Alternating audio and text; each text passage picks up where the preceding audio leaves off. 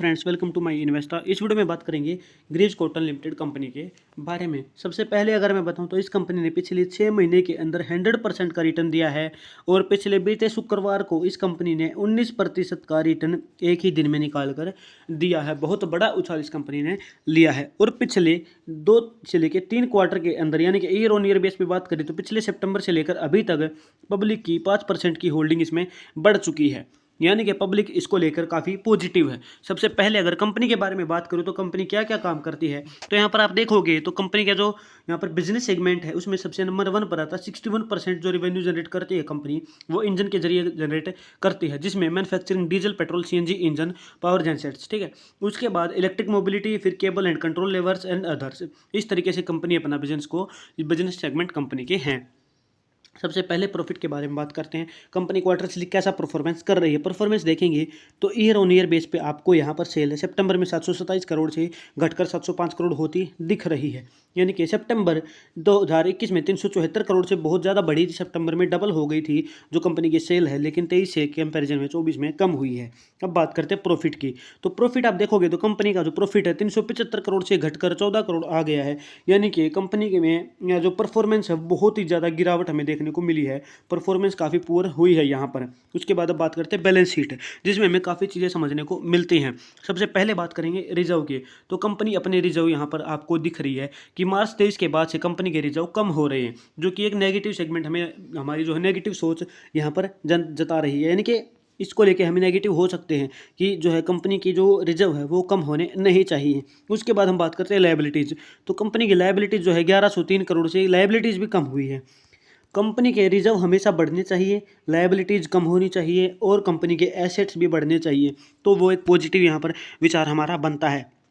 Assets की बात करेंगे तो कंपनी के एसेट्स भी 2143 करोड़ से घटकर 1327 करोड़ हो गए हैं, यानी कि मार्च 23 के बाद से कंपनी की जो परफॉर्मेंस है वो काफ़ी कमज़ोर हो गई है, यानी कि तो इसके होना चाहिए कि इसके प्राइस में गिरावट होनी चाहिए मार्च 23 के बाद से।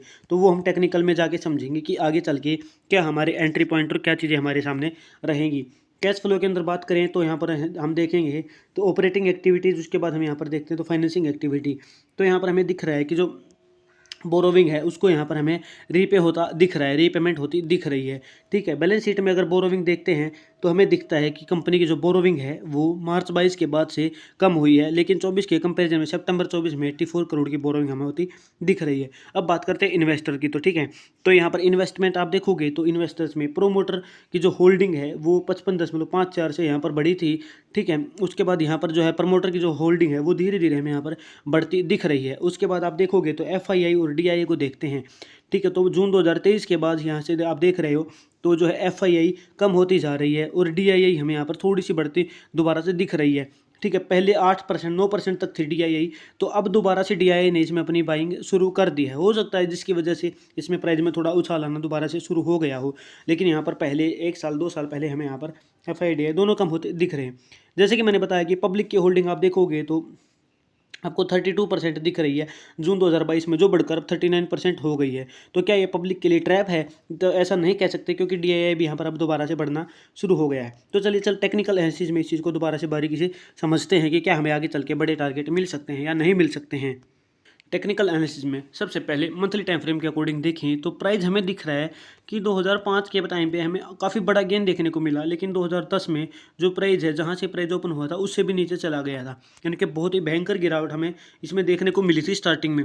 अगर गिरावट की बात करें तो लगभग 90% तक स्टॉक जो है गिर गया था, ठीक है। उसके बाद आप देखोगे तो यहाँ पर आपको दिख रहा है कि जो प्राइस है वो मूविंग एवरेज 50 पर जब आए, जैसा कि मैं आप वीडियो में बताता हूँ, ठीक है, तो बहुत ही लॉन्ग टर्म की इन्वेस्टमेंट हो जाती है। लेकिन जो परफॉर्मेंस है वो कंपनी की आप देख रहे हैं तो आप देखोगे तो प्राइस लगातार इसी रेंज में रहा, गिरावट आई फिर इसी रेंज में रहा, लेकिन अभी इसने क्या किया है, अपने ऑल टाइम हाई को ब्रेक कर दिया है। एक नया हाई इस कंपनी ने यहाँ पर स्टॉक ने बनाया है। तो अब क्या यहाँ से दोबारा गिरावट हो सकती है? जी हाँ, क्योंकि आप देखोगे जब जब इसने नए हाई बनाए हैं उसके बाद से दोबारा से हमें स्टॉक में गिरावट देखने को मिली है। आप ये देखोगे तो ये कैंडल एक नई हाई की कैंडल थी, उसके बाद से स्टॉक में दोबारा से गिरावट आई, ठीक है। तो वीकली बेसिस पे आप हम इसको थोड़ा सा और बारीकी से समझते हैं। तो अब यहाँ पर भागते हुए ये स्टॉक है जो है हमारे लिए भाग रहा है, ठीक है। आप इसको देख रहे हैं साफ साफ, ये स्टॉक हमारे लिए भाग रहा है। मूविंग एवरेज 50 से काफ़ी दूर है, या तो आपको एंट्री इस पॉइंट पे करनी चाहिए थी, ठीक। अगर आपने इस पॉइंट पे एंट्री नहीं ली है तो आपकी एंट्री अब यहाँ पर नहीं बन रही है, ठीक, भागते हुए स्टॉक को कभी नहीं पकड़ना है, क्योंकि हो सकता है कभी भी इसमें गिरावट आ जाए, भयंकर गिरावट आ जाए, इसलिए भागते हुए स्टॉक को नहीं पकड़ना है। जैसे कि आप देखोगे तो यहाँ पर ये चीज़ आपके सामने है, ठीक है। तो आपको दिखा कि ये जो कैंडल्स हैं ये काफ़ी बड़ी कैंडल है, यहाँ पर आप देख रहे हो, ठीक है। तो यहाँ पर एक ही वीक के अंदर 30% का रिटर्न आपको दिख रहा है, ठीक है ना।